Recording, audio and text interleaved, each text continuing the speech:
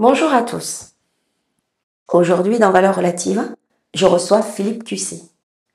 Professeur de français au lycée, il est aussi romancier et compte à son actif 3 ouvrages, tous publiés par les éditions Kiglos. Son premier roman, paru en 2018, s'intitule Zacharie Blondel, voleur de poules. C'est un roman dans lequel l'auteur met en exergue l'histoire de ce petit agriculteur, victime sous la Troisième République française, d'un tout nouveau système néo-esclavagisme colonial, instauré au bagne de la Nouvelle-Calédonie. Son nom, Charles Zacharie Blondel. En 2020, il publie son deuxième roman, Miranda, un roman qui prend la forme d'un hommage à la figure d'une jeune femme exilée. Un livre qui met des mots sur des destins chaotiques, voire fissurés. Je reçois l'auteur aujourd'hui pour nous parler de son tout dernier roman, paru en 2022, intitulé Des torrents de sang et d'argent. C'est un récit âpre et interpellant que l'auteur nous livre dans ce roman, car il retrace avec beaucoup de minutie et d'humilité le génocide des Héréros et des Namas commis par les Allemands. Cet événement, survenu entre 1904 et 1908, est considéré comme étant le tout premier génocide en Afrique subsaharienne.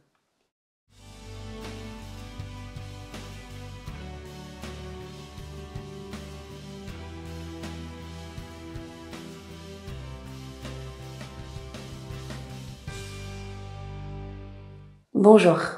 Bonjour. Merci beaucoup d'avoir accepté notre invitation.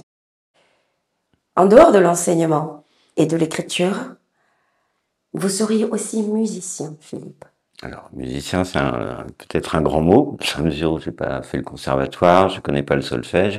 J'ai appris comme beaucoup de gens dans les années 70 la guitare au lycée, en séchant quelques cours. Et puis après, j'ai pratiqué la musique ici et là. Mais ces dernières années, on a, parallèlement à l'action d'aide ou bénévole, on a fondé avec une amie et 2 réfugiés un orchestre qui s'appelle Les Vagabonds. On joue de la musique des Balkans, puisque ces 2 musiciens qui sont des demandeurs d'asile sont albanais et sont 2 musiciens professionnels. Et on tourne dans des petits festivals ou dans des endroits qui nous accueillent pour récolter, si possible, un peu d'argent pour eux déjà, ou alors pour le collectif qui vient en aide à ces réfugiés qui sont dehors. Voilà. Donc c'est de la musique essentiellement amateur, mais on y met tout notre cœur, on y prend beaucoup de plaisir. Revenons à l'œuvre qui nous intéresse, Des torrents de sang et d'argent. Personnellement, j'ai eu à lire un livre très difficile, tant par l'histoire racontée que par le choix des mots. A-t-il été aussi difficile à écrire ce roman pour vous, Philippe? Alors, il a été difficile, premièrement d'abord parce que je ne connaissais rien à cette histoire. J'ai découverte presque par hasard, comme beaucoup, puisque c'est un génocide extrêmement méconnu. Donc déjà, la période que je consacre à la recherche documentaire, qui est beaucoup plus importante que la période d'écriture, a été délicate parce qu'il fallait trouver des choses à raconter, il fallait donner de la vraisemblance, de la véracité, il fallait trouver des faits. Alors, il fallait trier, ensuite il fallait organiser tout ça autour d'un roman, puisque ça reste quand même une sorte de fiction, même si elle est accrochée à la réalité. Donc ça a été difficile et long. Ensuite, la période d'écriture, quand on se plonge dans un récit qui est fait essentiellement de l'inhumanité, de la barbarie, c'est quelque chose d'un peu lourd, parfois pénible. Et donc, il y a forcément quelque chose sur le plan de l'émotion qui joue. Et voilà, mais on s'en sort indemne. Voilà, on s'en sort quand même indemne. Et après, difficile, troisième axe de difficulté, c'est de dire on va balancer ça à des lecteurs, à des lectrices. Et pourquoi? Quelle est la raison pour laquelle et donc prendre en compte aussi des dangers comme en particulier, je m'étais déjà posé la question avec Miranda de la complaisance, c'est-à-dire si je mets trop d'horreur, est-ce que ça va devenir peut-être pour certains lecteurs une sorte de plaisir? Et je voulais pas du tout que ce soit ça. Donc fallait trouver un dosage entre la réalité, l'histoire, la fiction, entre les choses atroces et en même temps donner autre chose qui me semble être une note d'espoir et d'humanité. Et c'était un dosage compliqué. Le génocide des Herero et des Nama serait le tout premier génocide du XXe siècle en Afrique subsaharienne. Cela est-il prouvé? Alors ça, c'est une thèse qui était soutenue par quelques historiens, des historiens en particulier dans les universités anglo-saxonnes, mais aussi en Allemagne, il y en a quelques-uns, ou en Belgique. En France, il y a moins de travaux là-dessus, mais qui n'étaient pas officiellement reconnus. Et l'Allemagne a reconnu, alors je venais de publier le roman 2 mois auparavant, a reconnu officiellement avoir commis un génocide l'année où le livre est sorti. Voilà, donc la reconnaissance est désormais historique et officielle. Elle va pouvoir donc être enseignée, apparaître dans les manuels scolaires et le travail de mémoire et de vérité se fait. Voilà, donc la reconnaissance enfin est établie. Voilà. Ici, vous plongez le lecteur dans une lecture abyssale dont le décor se trouve au cœur de l'Afrique, au milieu d'un génocide peu connu, celui perpétré par l'armée du Deuxième Reich contre les Herero et les Nama. Philippe, peut-on soutenir que ce génocide-là est encore méconnu aujourd'hui? Oui. Oui, il est extrêmement méconnu parce que sur place, si on part maintenant dans ce sud-ouest africain allemand de 1904, qui s'appelle maintenant la Namibie, il est méconnu d'abord parce qu'il y a une volonté politique sur place pour étouffer l'affaire, si j'ose dire. C'est-à-dire que l'Allemagne continue depuis la décolonisation.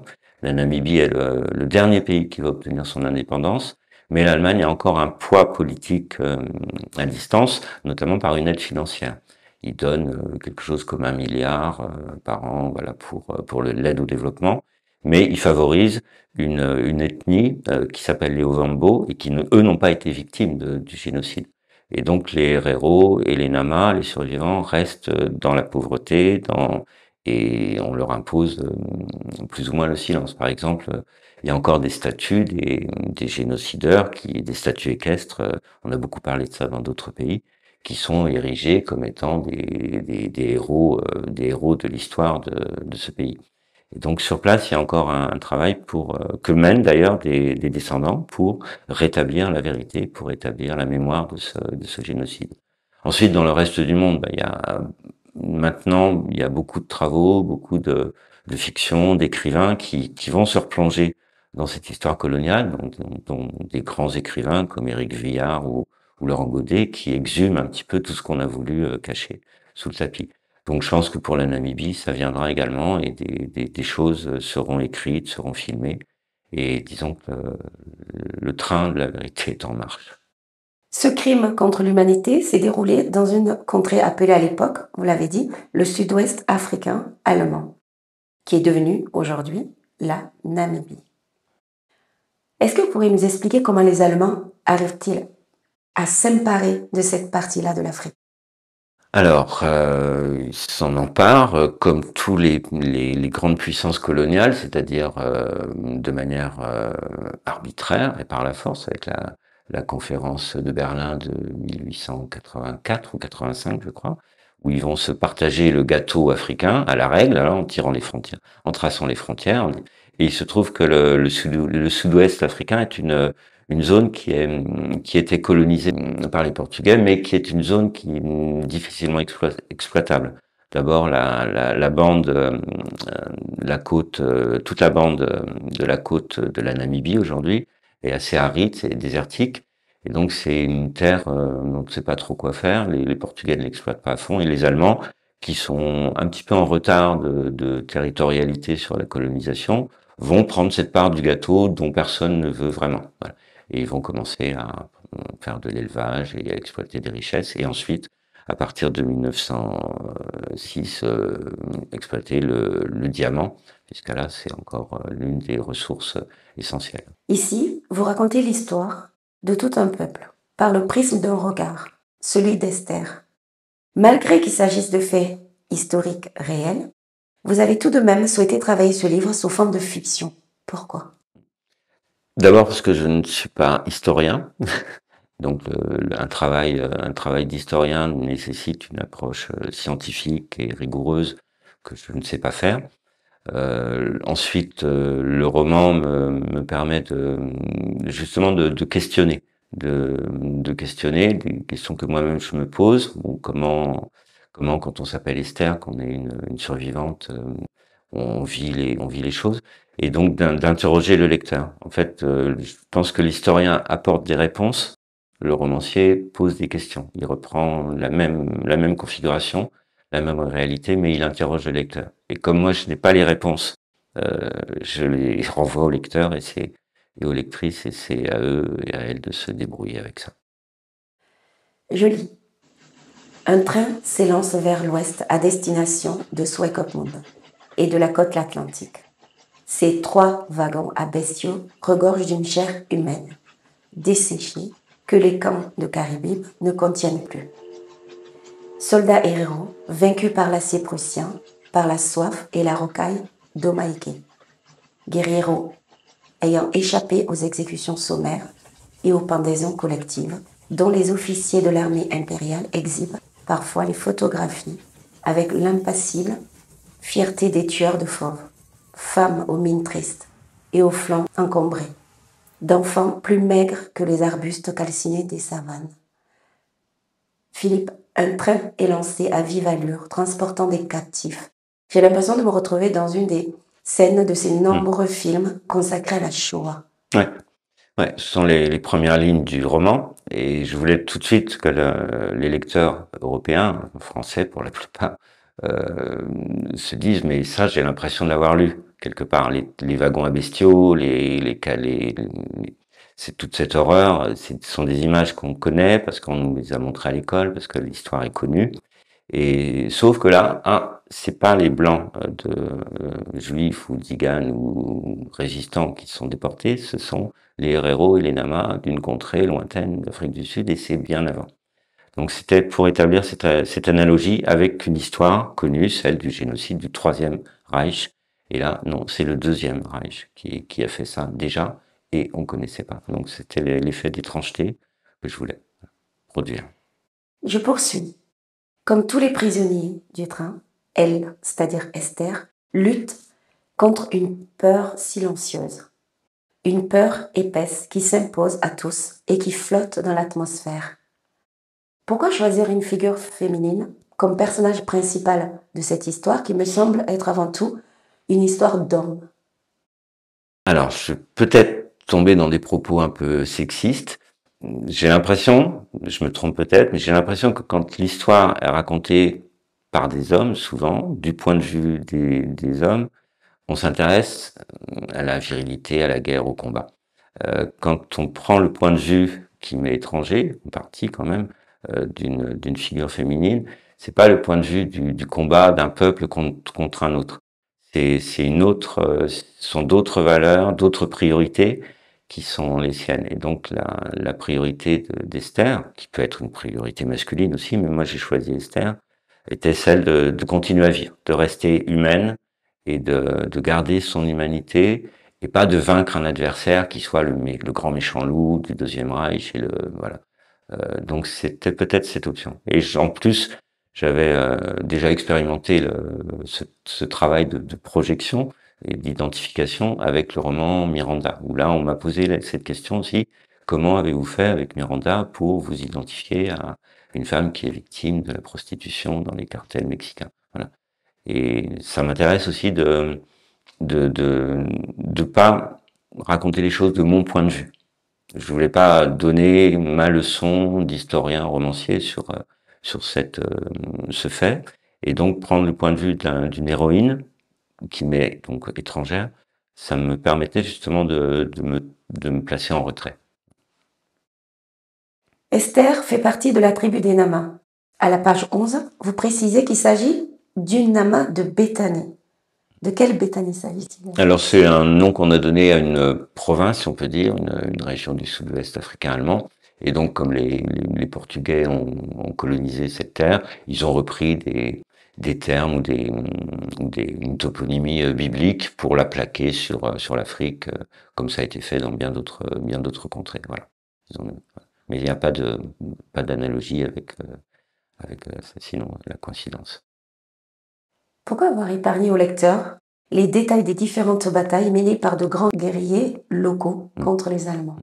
Alors, il y a une bataille fondamentale dans cette histoire du génocide des Herero et des Nama, enfin, qui concerne là les Herero, c'est la bataille dite du Waterberg, où les Herero se sont réfugiés après l'arrivée des forces allemandes avec de l'artillerie, avec des mitrailleuses du général von Trotta, où là ils ont senti que ces renforts étaient extrêmement dangereux pour eux, donc ils se sont réfugiés sur un haut plateau qui s'appelle le Waterberg, et cette bataille est connue des historiens, elle a été racontée, là il y a des témoignages, des faits précis.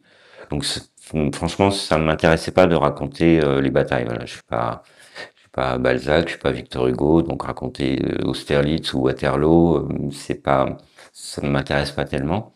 Donc j'ai fait l'impasse sur cette phase historique. Sur Jean Carrico, l'un des personnages emblématiques de la Résistance, vous donnez à lire ceci. Ce vaillant guerrier a rejoint le camp des rebelles Nama afin de ne pas rester à la tête d'une armée fantôme. Fantôme parce qu'elle a été décimée. Elle a été décimée au terme de la bataille dite du Waterberg, qui n'est pas une bataille en fait, c'est un massacre, hein, c'est un véritable massacre. Donc il y a tout le peuple Herero qui s'est réfugié sur le plateau du Waterberg. Ils sont à peu près 80 000. Ils vont être bombardés. D'abord, l'artillerie va taper sur cette zone qui est finalement encerclée, qui est relativement réduite. Ensuite, les Allemands vont mener l'assaut avec des mitrailleuses, avec des armes lourdes. Et ils vont laisser une brèche dans ce haut plateau pour que les survivants s'enfuient vers le désert d'Omaeke, qui est en fait aujourd'hui le désert du Kalahari. Et ils vont, pendant plusieurs semaines de fuite, les autres vont mourir de soif ou vont mourir massacrés par les détachements allemands qui les rattrapent et qui les tuent de manière atroce. Et donc 80% du peuple est massacré lors de cette bataille. Voilà. Pouvez-vous nous parler un peu de ce personnage, Jean Carrico? En quoi il était différent des autres? Alors, c'est un survivant Herero, et déjà, il est survivant, donc c'est déjà une grosse différence. Il est survivant et il veut rejoindre ceux qui peuvent être à même de lutter contre l'occupant, qui est le peuple Nama, qui jusque-là donc s'est tenu tranquille. Donc on est en 1904 pour la bataille, et qui va à son tour se révolter. Donc c'est une figure de la résistance. C'est quelqu'un qui veut, il est différent dans le sens, il sait que l'occupant, les armes du Deuxième Reich sont bien plus puissantes que les leurs, mais néanmoins il veut mener le combat et inciter à la résistance. Donc c'est une figure, je pense, qui est exemplaire, héroïque. Donc je voulais lui donner sa place. Et c'est un personnage dont j'ai trouvé des traces dans les archives historiques. Donc il n'est pas du tout lié à la fiction, il n'est pas sorti de mon imagination. Un homme est spécialement désigné pour mater toute forme de révolte. Son nom, c'est le général Lothar von Trotta. Vous écrivez: il incarnait aisément le diable blanc, aveuglement sanguinaire qui guidait des troupes, enfin déchaînées, dans le désert d'Omaïké, afin de montrer à ces peuples inférieurs l'implacabilité du maître. Qui était réellement ce Lothar von Trotta? Donc un général de l'armée allemande du Deuxième Reich qui a été appelé pour remplacer un gouverneur du sud-ouest africain allemand qui lui était beaucoup plus dans la diplomatie et la négociation. Donc en fait, on fait appel à un pur et dur pour venger les quelques 125 ou 127 colons qui ont été tués lors de la révolte des Herero en 1904. Donc il est venu clairement pour les mater, et on sait qu'il a la dent dure, qu'il n'y va pas de main morte, et qu'il a fait déjà ses preuves en Rhodésie et aussi en Chine lors de la révolte la guerre des Boxers. Voilà. Donc on sait que c'est un militaire efficace, implacable, et comme la plupart des militaires de cette époque, il méprise ce qu'il appelle les indigènes ou Et donc, il est clairement venu pour faire couler le sang. Je lis ceci à la page 14 de votre roman. L'ordre donné stipulait clairement que le chef suprême attendait une victoire totale en réduisant à néant cette tribu qui ne pourrait probablement jamais assimiler les valeurs de la civilisation. Voilà, le mot est lancé, civilisation. Je me permets de faire une petite analogie avec ce mot en utilisant un extrait de Batouala de René Marin. Civilisation, civilisation, orgueil des Européens et leur charnier d'innocents. Tu bâtis ton royaume sur des cadavres. Tu es la force qui prime le droit. Tu n'es pas un flambeau, mais un incendie.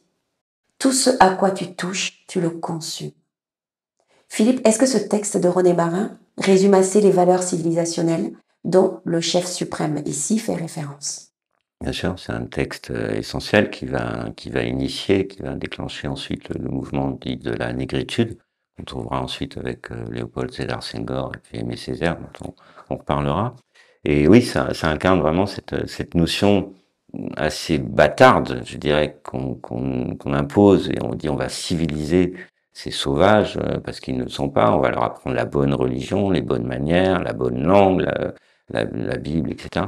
Et qui est totalement mensongère, qui est totalement tronquée, puisque en fait, tout ce qui compte, c'est de pouvoir les exploiter et les violenter dans tous les sens du terme. Donc c'est un alibi. C'est l'alibi du blanc qui veut dominer ces peuples.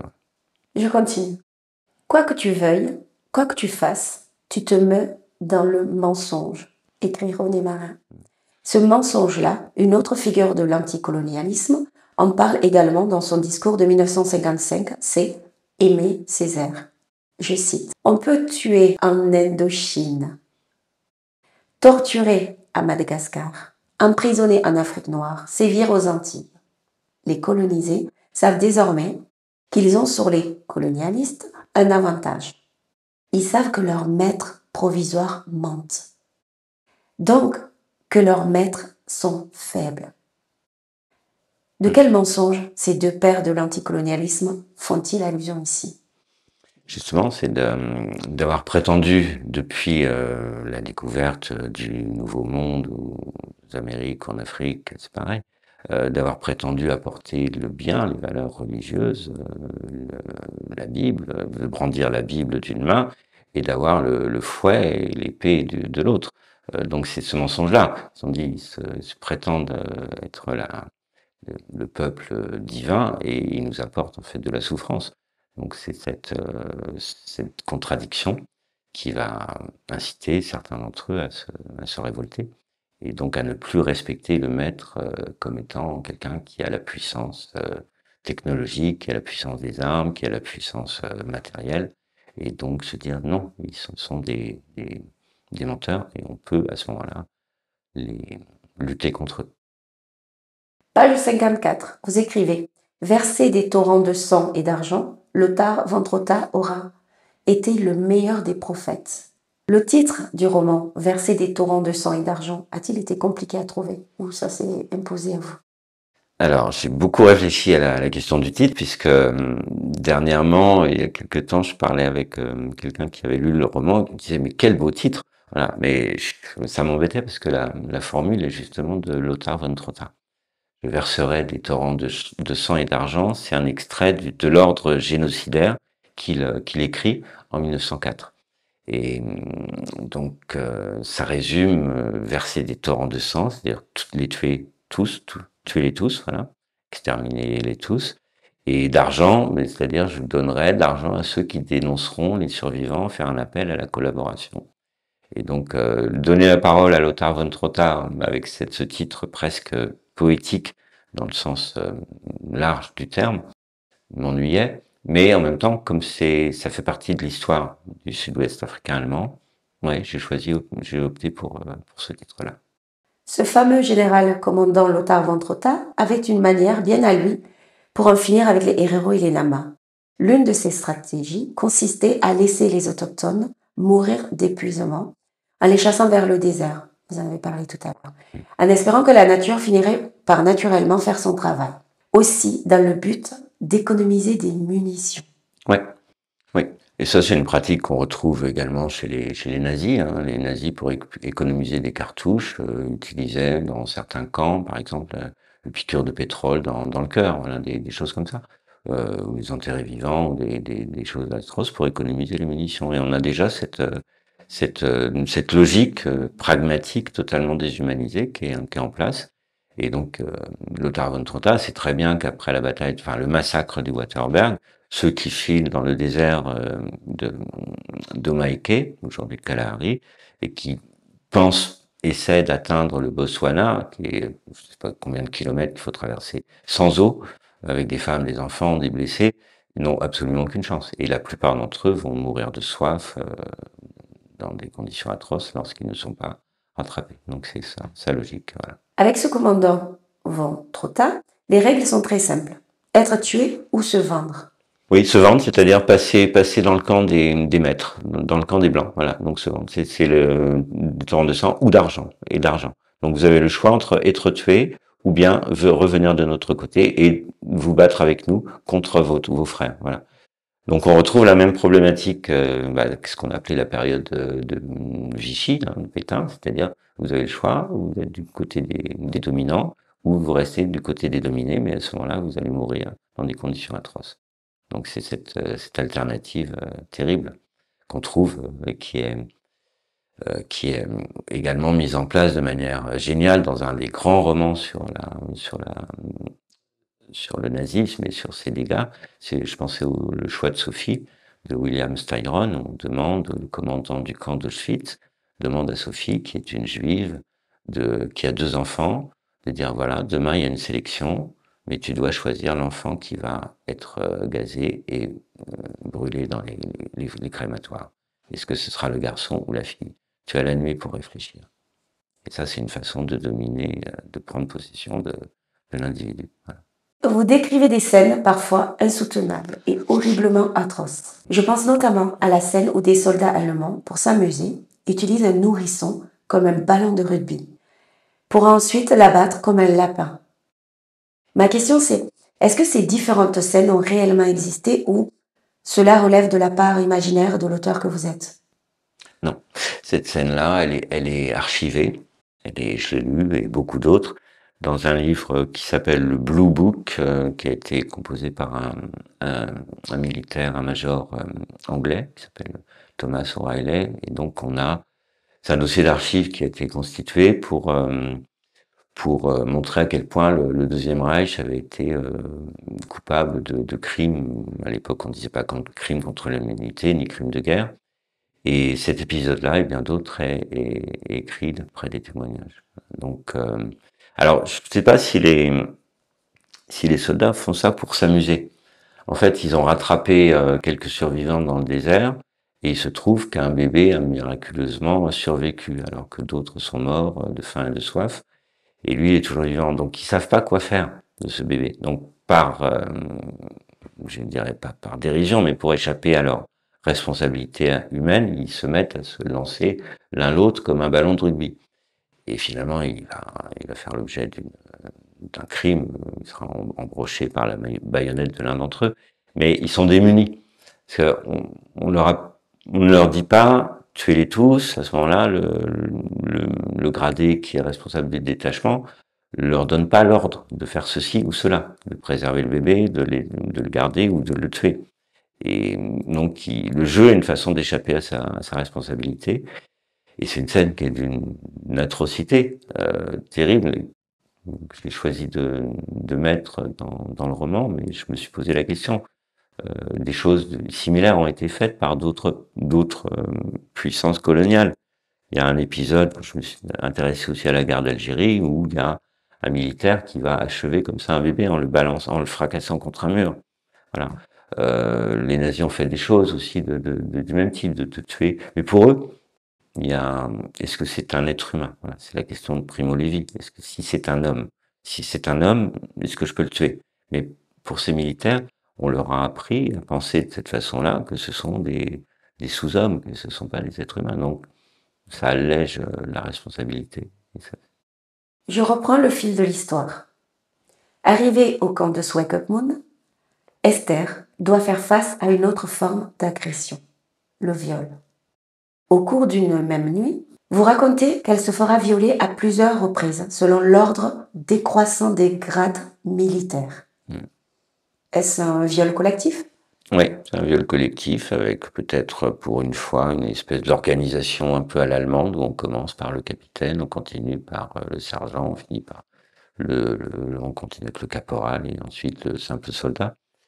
Mais ça, c'est malheureusement quelque chose d'extrêmement courant dans toute l'histoire coloniale de l'Afrique et d'autres pays. Le viol, on le sait, c'est une arme de guerre et ça continue aujourd'hui dans d'autres pays. On voit l'actualité en parle, en Ukraine ou ailleurs. Et c'est oui, malheureusement une arme.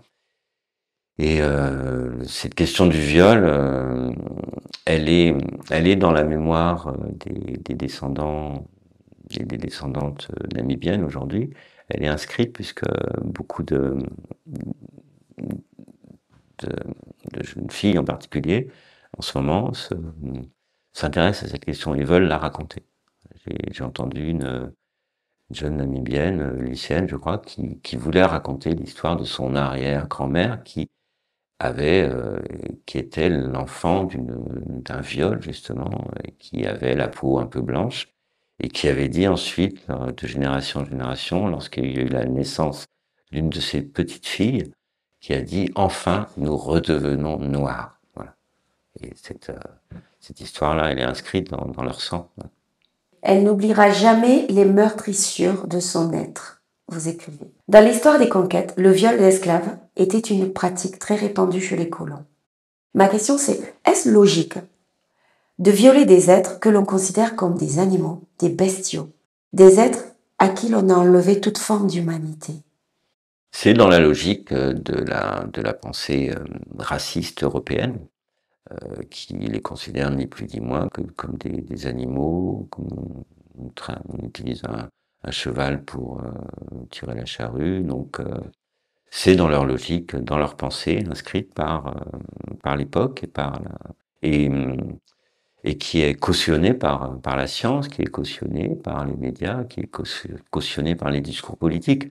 Donc ces fermiers ou ces soldats qui vont s'emparer de femmes noires pour en faire une domestique, pour en faire un objet sexuel, pour en faire une servante, pour en faire une ouvrière, qui sert à tout, c'est dans inscrit dans leur pensée. Mais c'est pas le fait qu'ils soient possédés par le diable, qu'ils soient mauvais eux-mêmes, c'est le fruit, si j'ose dire, d'une éducation et d'une pensée dominante. On a le droit de violer des indigènes, Herero, Nama. C'est pas vraiment comme si on violait une blanche. Par contre, si un Nama est coupable d'une liaison avec une femme blanche, là, ça va être un drame. Et les persécutions et la sanction sera d'une violence terrible. Voilà. Page 56. Vous racontez. Les viols sont perpétrés dans un esprit de haine extrême, comme s'ils constituaient un élément naturel de cette guerre qui tarde à finir.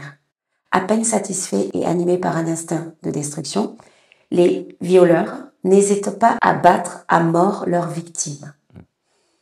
On viole, puis on tue, et l'on traite les guerrieros de sauvages. Oui, dans le texte auquel vous faisiez référence tout à l'heure du discours sur le colonialisme, Aimé Césaire utilise le terme d'ensauvagement, l'ensauvagement du civilisé. Et donc, à partir du moment où un homme blanc, qu'il soit français ou allemand, franchit la Méditerranée, va s'installer dans un autre pays, les règles ne sont plus les mêmes. Ce qu'il ne s'autoriserait pas à faire dans son propre pays, il va pouvoir le faire, parce que là, on est dans un autre monde. On est dans un autre univers, il n'y a plus vraiment les mêmes lois, il n'y a plus vraiment les mêmes valeurs, et on peut se permettre des choses terribles comme le viol ou le meurtre, parce que c'est un univers un peu d'anarchie morale. Et à côté de ce tohu-bohu, on a ce médecin qui passe son temps à collectionner, étiqueter et conserver dans des solutions alcooliques des cervelles indigènes pour l'Institut berlinois. Pourquoi ? Alors, l'Institut d'anthropologie sous le Deuxième Reich est dirigé par quelqu'un qui s'appelle Eugène Fischer, qui va qui va essayer de soutenir la thèse que la race noire est inférieure à la race blanche.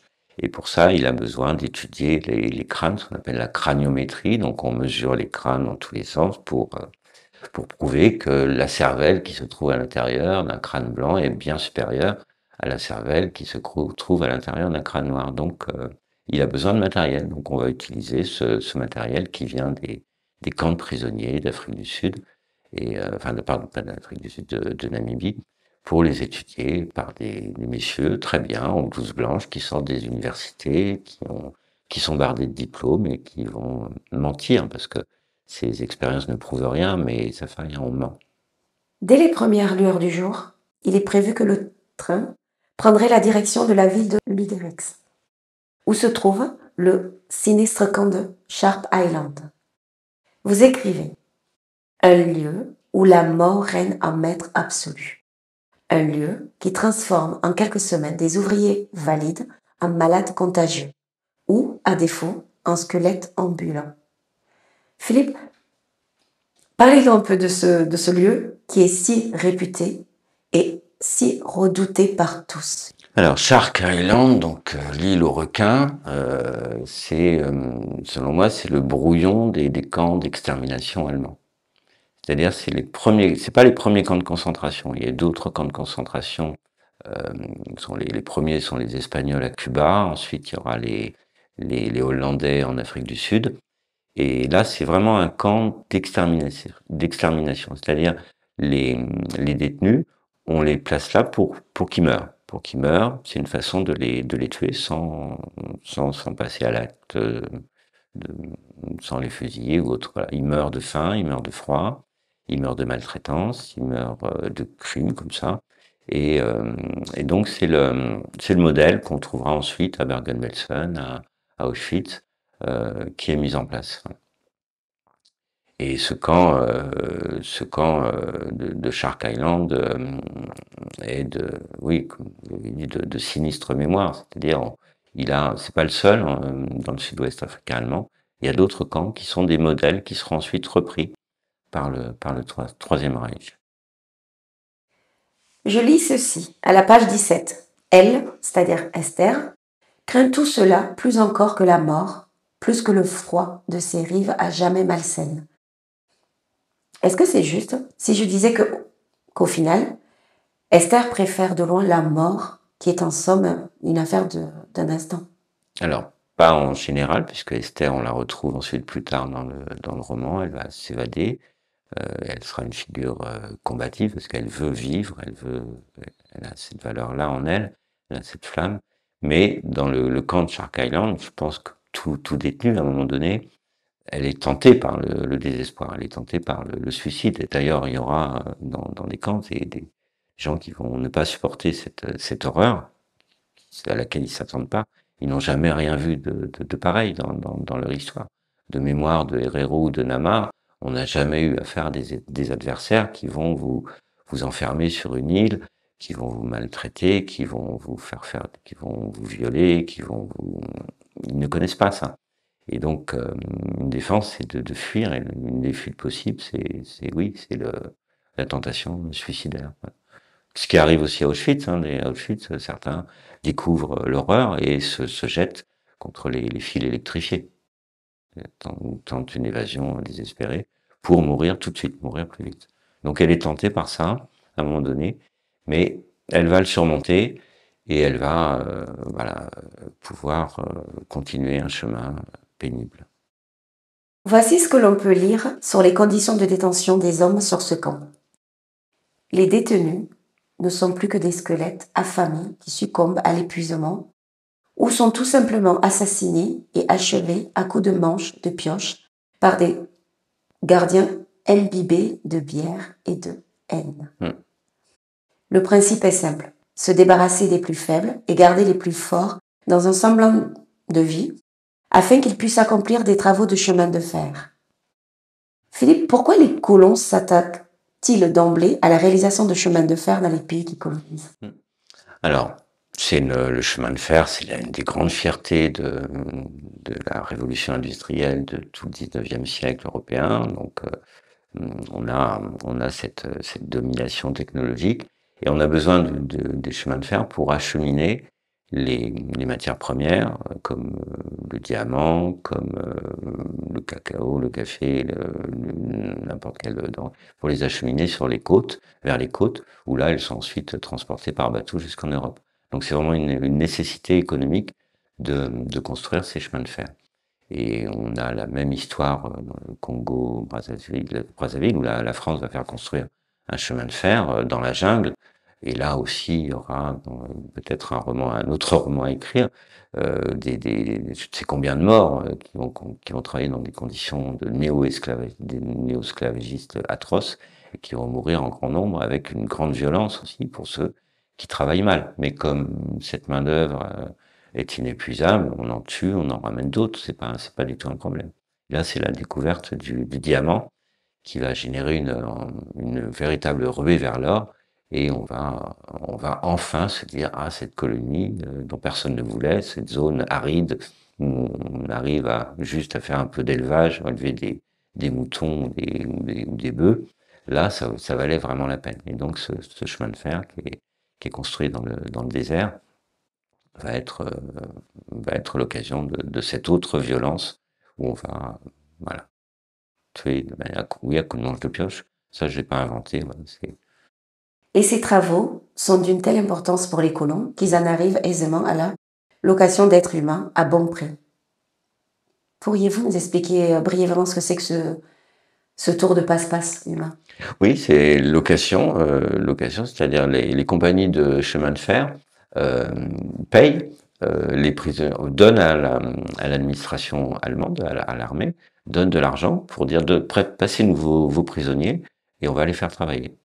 Et ça, c'est une constante qu'on trouve dans les populations pénitentiaires sont parfois utilisées pour faire des travaux. Aux États-Unis, aujourd'hui, on va faire sortir des prisonniers pour les faire travailler dans des champs de maïs ou autres. Ça existe encore.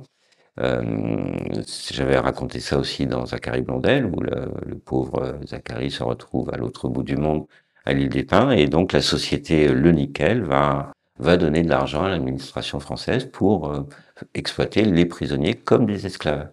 Et donc on est le pays qui prétend avoir aboli l'esclavage 1848, Victor Schlosser, voilà, on est le pays de Voltaire, de l'humanisme, etc. Et on perpétue une forme d'esclavagisme en payant, évidemment c'est très intéressant économiquement parlant, en payant des esclaves. Ces mots posés à la page 20 de votre roman me laissent sans voix. Je lis. Les logiques militaires et colonisatrices sont enfin en passe de trouver un point d'équilibre entre le désir d'exterminer une race probablement inassimilable et le besoin d'avancer dans la construction des infrastructures d'un comptoir colonial digne de nom. Ici, Philippe, on cherche l'équilibre entre une vie humaine et un intérêt matériel. Mmh. Mmh. Oui, c'est un équilibre difficile à trouver puisque d'un côté, ils se disent ce pays serait quand même mieux s'il n'y avait pas de Noirs, si on avait tué, massacré tous les héros, tous les Namas, et pouvoir en faire vraiment une colonie avec que des Allemands bien blancs, bien blonds, ce serait mieux. Mais on a besoin d'eux parce que les travaux qui sont à mener, construire un chemin de fer dans le désert ou dans la jungle au Congo, c'est difficile. Il n'y a pas beaucoup d'Allemands qui veulent dire, moi mon rêve c'est d'aller construire, de poser des rails de chemin de fer dans le désert. Donc ils veulent autre chose, ils veulent bien avoir des places assises qui rapportent, mais ça, ils n'en veulent pas. Donc ils ont besoin de cette main-d'œuvre et en même temps ils ont envie de s'en débarrasser. Donc cette contradiction, je les déteste, je les exècre, ce sont des barbares, ils sont affreux, sales et méchants, mais j'en ai besoin. Donc c'est ce paradoxe qui fait qu'ils sont tiraillés entre deux pôles. Voilà. Alors, les gardiens de l'armée impériale pensent que ces guerrieros ne parviennent pas au bout de leurs actions par manque de stratégie. Je cite, « Ces cafards de la brousse, incapables d'élaborer une stratégie frontale et ordonnée. » Philippe, face à une ennemie extérieure venue avec toutes sortes d'artillerie, dans le but d'exterminer une population totalement démunis. Est-ce que c'est uniquement la stratégie qui a manqué à ces pauvres gens pour triompher de l'ennemi? Alors, ça, ce que vous avez lu, c'est le point de vue d'un militaire allemand qui pense qu'en face de lui, il a des gens qui ne connaissent rien à l'art de la guerre, qui n'ont rien lu, qui ne sont pas allés dans des écoles militaires. C'est un préjugé totalement stupide puisque ces guerriers, qu'ils soient Herero ou Nama, sont des stratèges, savent faire la guerre et sont aussi intelligents que les généraux blancs qui sortent des écoles. Mais c'est le préjugé raciste. On les prétend inférieurs. Et parmi ces combattants, on parlera peut-être, il y a un soldat, un chef Nama qui s'appelle Joseph Marengo, qui lui est surnommé d'ailleurs, qui sera surnommé par ses adversaires le Napoléon noir, parce que justement il est réputé pour sa stratégie. Et ils vont mener en particulier, parce qu'ils sont obligés, une guerre dite de guérilla. C'est-à-dire ils ne peuvent pas s'opposer frontalement une armée contre une autre, puisque l'armée du Deuxième Reich est beaucoup trop puissante, beaucoup mieux armée. Donc ils n'ont qu'une solution, c'est celle de la guérilla, comme la résistance française a pratiqué cette défense pendant un temps. C'est-à-dire des petites attaques de détachement, on fait un acte ponctuel et puis ensuite on se cache parce que c'est la seule solution. Mais ce qui est intéressant, c'est d'entendre ce préjugé. Ils sont forcément inférieurs et non. Donc c'est pas que la stratégie Qui leur a manqué. Non, non, non. D'ailleurs, si on revient sur la bataille de Waterberg, la stratégie des héros pour de monter sur le plateau du Waterberg et de résister, c'était une stratégie qui était bonne. Voilà. Seulement, ils ne savaient pas que les Allemands seraient aussi nombreux, qu'ils auraient de l'artillerie, et donc ils n'ont pas pu tenir longtemps. Mais ils n'avaient pas d'autre solution. C'était la meilleure stratégie d'aller en hauteur. Et ensuite, c'était un endroit où ils avaient de l'eau, ils pouvaient tenir longtemps. Mais malheureusement, ils ont été mis en charpie par l'armement lourd des Allemands. Revenons à notre protagoniste, Esther, qui fait ce voyage sans retour avec une figure incontournable de la guérilla, un certain Cornelius Fredericks. Un personnage touchant qui va à son tour connaître un sort d'une très grande cruauté. En effet, ses bourreaux ont prévu une mort rapide et sale, pour utiliser vos mots. Vous parlez de plusieurs morts concernant ce malheureux Tom. Son crime, pour avoir défendu sa tribu contre l'invasion allemande. Pour commencer, on apprend dans ce livre que Cornelius vit très mal sa capture et supporte péniblement l'idée d'avoir mené son peuple à sa perte. Alors, comme une condamnation personnelle, que fait-il? Eh bien, il se met à travailler très dur à la transformation de pain rocheux en gravats. Philippe, je ne comprends pas très bien le choix de Cornelius. Pourquoi se tuer ainsi au travail, tout en sachant que la fin était proche pour lui?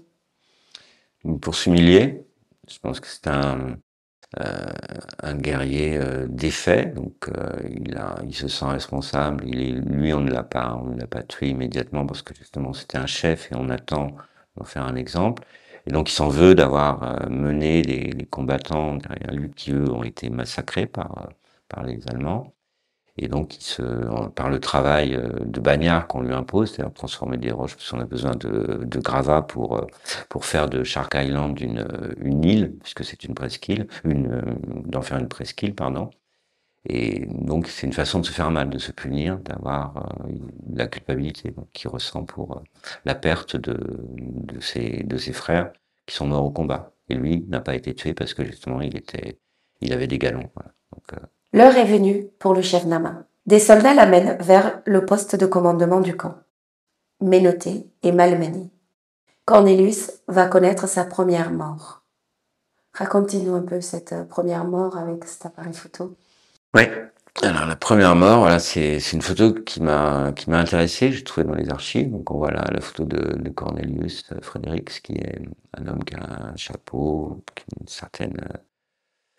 certain âge déjà. Je sais pas quel âge il avait, mais c'est pas un jeune guerrier, hein, c'est un vieux combattant qui est menotté, dont les habits sont presque des haillons, une vieille veste un peu trop courte pour lui, un pantalon troué, et qui est une photo totalement humiliante. Voilà, c'est la photo de l'ennemi qu'on prend en photo justement pour montrer, regardez, voilà, regardez à quel point ils nous sont inférieurs et on les a soumis.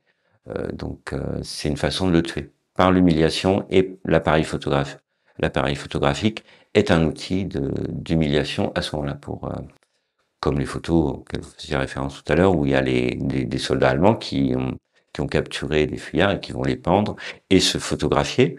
Et ça devient même des cartes postales. On envoie des cartes postales comme ça qui se vendent en Allemagne. Regardez, on a pendu des Noirs et voilà. On a cette même chose aux États-Unis où il y a des photos célèbres des lynchages qui sont d'une atrocité. Mais on voit le blanc qui est fier d'avoir tué. Voilà. Sa deuxième mort ne va pas tarder. Vous racontez. Il se retrouve dans l'arrière-cour de l'infirmerie. Les 2 gardes qui l'escortent appuient maintenant fermement sur ses épaules. Obéissant à cette pression, Cornelius Fredericks s'agenouille, de bonne grâce. Un sergent s'approche calmement, bras tendus. Il vise la nuque. Un coup de feu retentit. Voilà comment Cornelius est mort pour la 2e fois.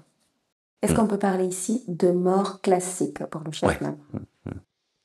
Oui, c'est la mort physiologique. Voilà, là on l'abat. Alors, ce qui m'intéresse dans cette scène, que là j'ai imaginé, je ne sais pas comment Cornelius a été tué. Il a été tué d'une balle probablement, mais je voulais montrer que parce que cette façon de tuer, on va la retrouver dans les années 30 avec le Troisième Reich. On va la retrouver chez les Allemands qui vont abattre des Juifs ou d'autres sous-hommes, comme ils les appellent, d'une balle dans la nuque. Et c'est le contraire de la mise à mort de l'ennemi qui est valeureux. C'est-à-dire l'ennemi valeureux, on va avoir le peloton d'exécution, on va avoir un rituel, on va avoir une certaine, même dans la mise à mort, une forme de respect de l'adversaire à l'ancienne. Là, on le tue, il est à genoux, on le tue, il est de dos, on le tue dans le dos d'une balle. Donc c'est une façon d'abattre comme on abat un chien, comme on abat un animal. Donc cette déshumanisation dans la vraie mort qui va jusque là. Voilà. Donc je voulais la reprendre parce que on a vu des images, il y a une photo célèbre, historique du nazisme où on a justement des soldats nazis qui abattent comme ça d'une balle dans la nuque. Alors, concernant sa 3e mort, l'auteur que vous êtes la qualifie de savante et bien plus sophistiquée. Pourriez-vous nous parler de cette 3e mort? Donc la 3e mort, c'est la décapitation.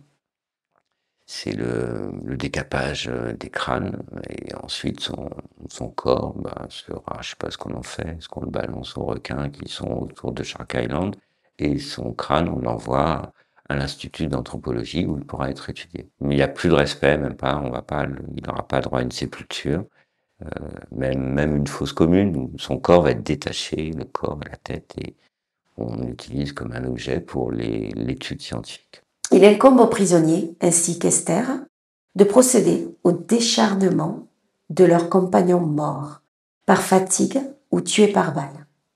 Ce sont des scènes d'une rare violence que vous décrivez dans ce roman, des scènes de dépeçage qui font vomir les exécutants et qui amusent certains caporaux.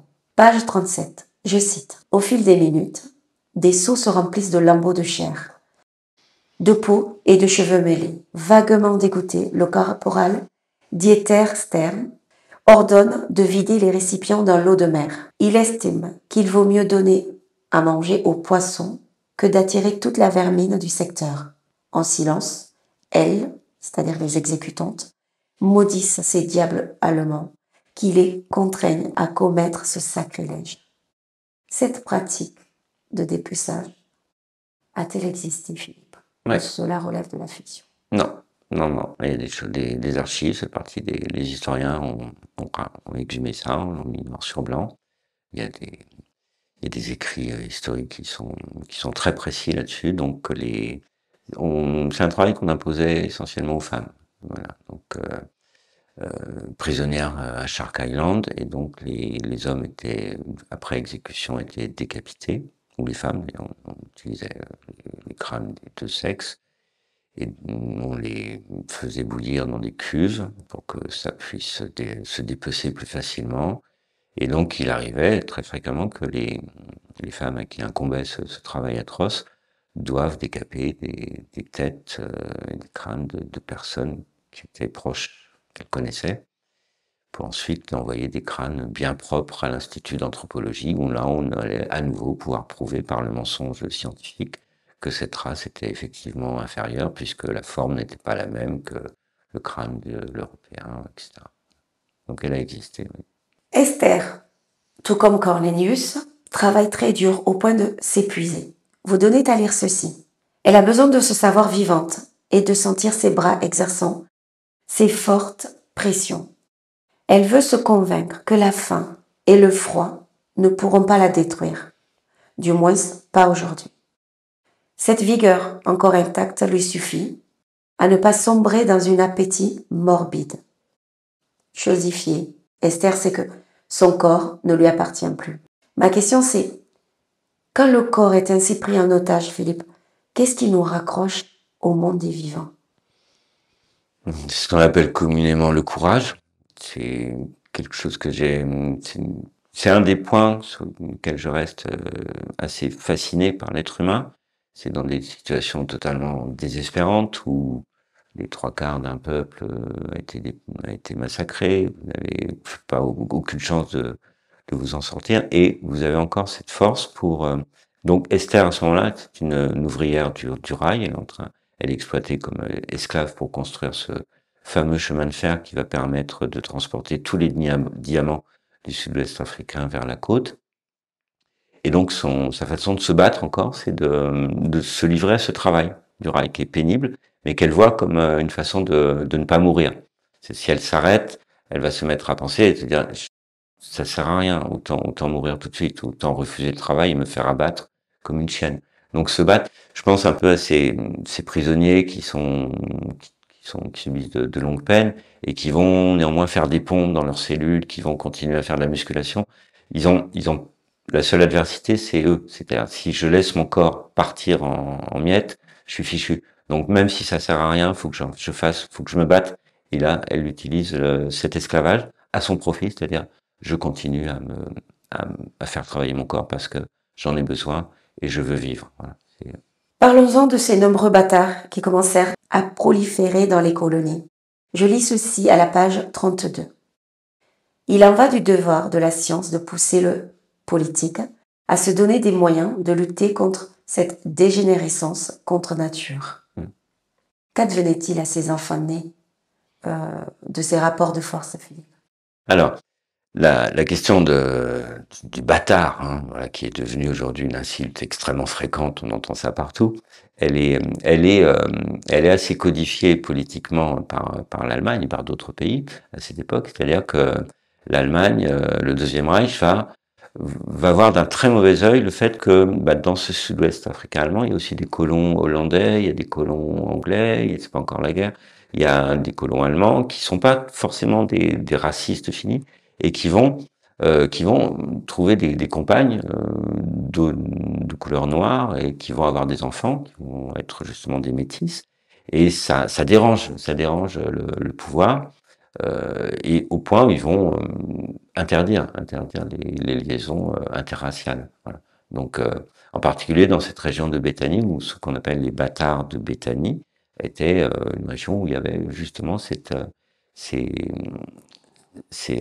couples ou ces relations interraciales qui sont ensuite prohibées, interdites, comme elles le seront ensuite en Allemagne avec les lois anti-juives. On interdit à un arien d'épouser une juive et d'autres. Malgré l'horreur, force est de constater qu'il y a tout de même beaucoup de poésie dans ce roman. Page 42, je lis. Le froid me tue, le froid me tue. Allongé sur le sol, un prisonnier répète cette phrase en boucle, sans s'adresser à quiconque en particulier. Il va bientôt perdre conscience et ne s'éveillera que dans les accès les plus douloureux de l'hypothermie ou de la faim. Sa culotte est en charpie et découvre les rotules énormes et des jambes réduites à de simples bâtons secs et osseux. Que ce malheureux aux allures de carcasse destinée aux charognards, vive encore, relève d'une horreur prodigieuse, sans comprendre comment un souffle de vie peut encore animer une telle agonie. La fin approche, la mort viendra dans la nuit. Elle marchera sans bruit, quand le cœur aura épuisé ses dernières réserves, quand le souffle manquera et que les muscles respiratoires, enfin tétanisés, entreront lentement dans une paralysie définitive. L'asphyxie se conjuguera avec une peur ultime, et tout cela se déroulera à l'aube, sous le ciel se vidant progressivement de ses faiblardes étoiles. Philippe, comment l'auteur que vous êtes parvient-il à se mettre dans la peau de ce personnage pour raconter avec justesse une douleur aussi intense qu'intime? Par l'observation, on s'imprègne, on arrive devant ce que l'écrivain appelle la page blanche, vous savez, la peur de la page blanche, qui est ce que je vais écrire aujourd'hui. Bon, ben, je m'impose rien et je regarde une photo d'archive qui montre ces cadavres ambulants qu'on a vus ensuite dans Nuit et brouillard avec la révélation d'Auschwitz et des charniers. On voit ces personnes qui pèsent 28 kilos, 30 kilos, 35 à tout casser, et qui sont des squelettes ambulants. La formule, elle est parlante. Et donc se dire, à l'intérieur de cet être vivant, il y a encore quelqu'un qui est en souffrance, et qu'est-ce qu'il a dans la tête. Donc c'est énigmatique. Donc j'essaie, mais je ne sais pas comment j'y arrive, mais je ne sais pas si je dis tout. Je pense qu'il y a encore des choses à creuser. L'idéal, ce serait de raconter un roman sur la déportation, mais exclusivement du point de vue d'un mourant, quelqu'un qui est dans l'agonie, quoi. Je pense que ce serait là où on va toucher le cœur même de l'horreur, c'est être au bout du chemin, peu de temps avant la fin. Qu'est-ce qu'il y a dans la tête d'un être humain qui vient de traverser des semaines, des mois d'horreur? Qu'est-ce qui lui reste avant de partir? Ça, c'est mystère. Ici, j'ai l'impression que la mort est traitée comme étant un personnage à part entière. Est-ce que c'est le cas? Je sais pas, ouais, c'est pas volontaire. On a l'impression qu'elle est personnifiée, qu'elle rôde. Voilà, on voit cette ombre là qui s'approche, qui est important puisque c'est effectivement c'est un personnage du roman puisque le roman traite d'un génocide, donc une mise à mort globale de tout un peuple. Donc elle est là, elle est incarnée par Lothar von Trotha, elle est incarnée par les médecins racialistes, elle est incarnée par les brutes épaisses des soldats, elle est incarnée par les violeurs. Elle a tellement de formes humaines que finalement elle prend une forme presque fantasmagorique qui est là comme une ombre et qui pèse qui couvre tout ce pays, quoi. Et là, peut-être que je m'aventure un peu dans les parages d'une littérature un peu fantastique. Donc, quand je fais un développement comme ça, qui est presque un peu poétique, où on dépasse un peu la réalité, on personnifie l'ombre de la mort sous une forme ou sous une autre, généralement, après, je reviens à quelque chose de très concret, très voilà, terre à terre, en disant, voilà, ce qui a été fait. Parmi les résistants qui ont donné du fil à retordre aux colons, se trouve un certain Jacob Marengo. On en a parlé un peu tout à l'heure. Oui. Surnommé donc le Napoléon noir. Parlez-nous un peu de cette figure emblématique. Pourquoi ce surnom de Napoléon noir? Alors, parce que justement, c'était un personnage qui était très efficace, très respecté par ses soldats, par ses guerriers, euh, très doué, très intelligent, et qui a posé beaucoup de problèmes, qui a donné bien du fil à retordre à cette armée du Deuxième Reich, qui se pensait orgueilleusement comme étant la meilleure armée du monde. Elle n'avait jamais été vaincue, elle avait réussi à venir à bout de Napoléon Ier, de Napoléon III, enfin bref.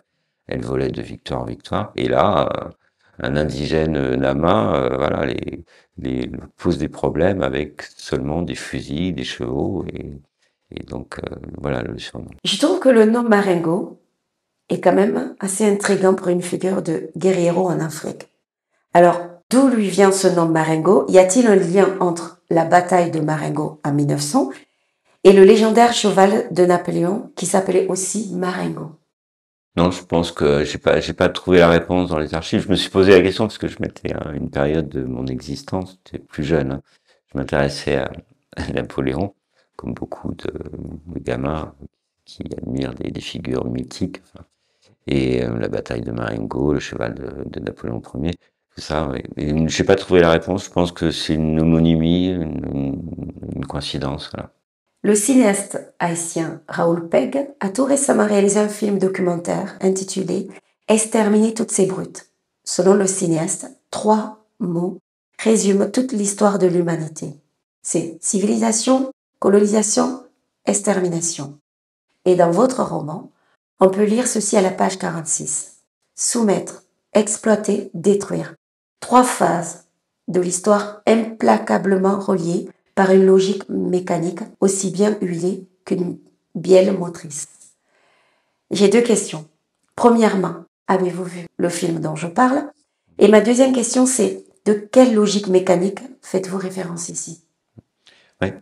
J'ai vu le documentaire de Raoul Peck. J'admire le travail, justement le militantisme aussi, parce que ce sont des documentaires qui sont extrêmement engagés, des films très engagés. Je trouve ça bien que la pseudo-objectivité de l'historien qui va présenter des documents sans, là, le fait que ce soit quelqu'un qui dise ce qu'il pense de toutes ces histoires, puisqu'il a exploré quand même toute l'histoire coloniale et l'a documenté de manière remarquable. J'admire beaucoup. Donc le fait de retrouver les 3 phases qui se terminent par extermination ou destruction, oui, voilà, on aboutit aux mêmes conclusions. Alors j'ai vu le documentaire après avoir écrit, le livre était déjà écrit, je précise. Et oui, on peut parler de mécanique, hein. Effectivement, il y a une mécanique destructrice qui se met en place, puisque on a la Libye de la pensée racialiste, on a le besoin économique, on a on a le conditionnement extérieur, on a cette violence partout. Donc la la roue peut continuer de tourner. Donc c'est comme une mécanique. Comment est-ce qu'on peut arrêter ça? C'est compliqué. C'est compliqué. Il faut parfois des guerres, voilà, de libération, des guerres coloniales pour que on arrête ça. Je rappelle que la mort dans ce coin-là du monde s'est depuis longtemps transformée en séductrice implacable. Esther, la protagoniste de ce roman, vit avec l'horreur au quotidien entre des pendaisons, les corps estirpés et décapités à la scie. Au lieu de s'apitoyer sous son sort, cette ignominie crée une rage terrible en elle. Esther tient bon et avance. Vous donnez à lire ceci. L'âme chevillée au corps, elle avance pas à pas. Philippe, est-ce que je peux parler de déni ici, concernant ce personnage? Oui, elle est traversée. C'est un personnage très complexe qui va être dans le déni, qui va être dans le courage, qui va être et qui là, elle est dans l'épisode auquel vous faites référence. Elle s'est évadée du chantier du rail où elle est mise en esclavage, et donc elle doit traverser ce désert pour rejoindre le camp des résistants et des Namas qui vont l'accueillir. Et elle a, ouais, l'âme chevillée au corps, elle avance pas à pas, c'est-à-dire à un moment donné, faut ne plus réfléchir et aller dans l'action. Donc ce qui m'intéressait, c'était ce personnage qui va dire, voilà, mon action pour l'instant, c'est pas mourir de soif dans le désert, c'est de pouvoir traverser euh, le, cet espace qui me sépare de la captivité, de l'esclavage et qui est là-bas la liberté et le combat, et donc de le traverser sans réfléchir. Donc simplement, sa pensée, c'est mettre un pied devant l'autre et continuer parce que c'est tout ce qu'elle peut faire. Ce qu'elle avait déjà précédemment fait en se plongeant dans le travail et en se disant, voilà, on me demande de travailler de porter des cailloux, de porter des rails, de porter des traverses de bois. Je le fais parce que c'est une façon de me battre, paradoxalement. Je suis mise en servitude, mais c'est une façon pour moi, je vais la retourner pour moi. Et donc là, elle doit marcher et ne pas tomber. C'est sa seule chance. Et elle peut pas réfléchir à quoi que ce soit d'autre. Si elle se met à trop réfléchir, elle va être gangrénée par une forme de désespoir et elle risque d'y laisser sa peau. Alors, le groupe d'Esther est mené par un capitaine au nom de Rudolf Held. Ce personnage se plaint constamment. Il se pose des questions, il doute.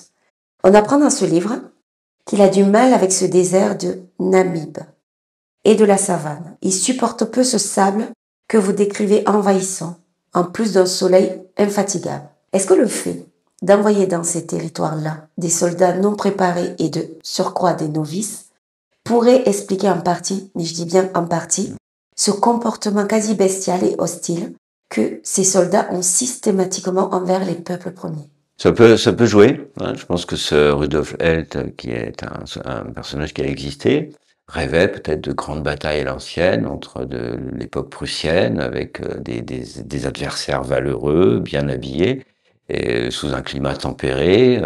Et donc, il rêvait d'un autre avenir. Et là, on l'envoie au bout du monde, dans un pays où il fait soit trop chaud, soit trop froid, à se battre contre des gens qui savent pas marcher au pas de loi, qui savent pas se mettre au garde à vous, etc.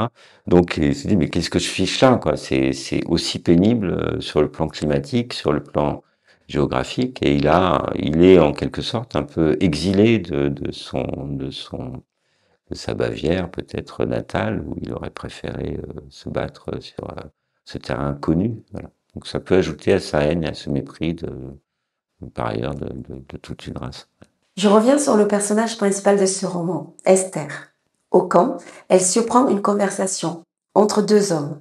L'un d'eux, Jean Carrico, qui n'a qu'un seul souhait, rejoindre la guérilla, celle de Jacob Marengo, pour, je cite, page 86, vaincre ces voleurs de terre, massacrer ces brutes arrogantes et sanguinaires.